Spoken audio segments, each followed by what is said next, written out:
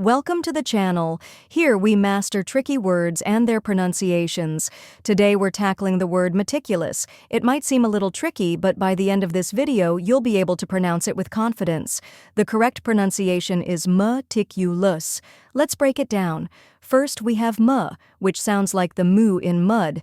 Next is tik, which rhymes with tick and is the stressed syllable. Then comes y, which sounds like the y in yes. Finally, loose, which sounds like lus in plus. Now let's put it all together. Meticulous. Try repeating after me, meticulous. Now a little faster, meticulous, and at full speed, meticulous. Keep practicing and soon this word will feel natural to you.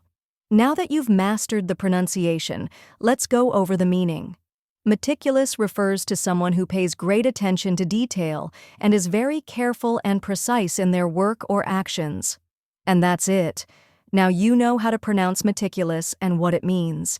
If you found this helpful, give this video a like and share it with others. Comment below with any tricky words you'd like me to cover next, and don't forget to subscribe for more pronunciation guides. See you in the next video.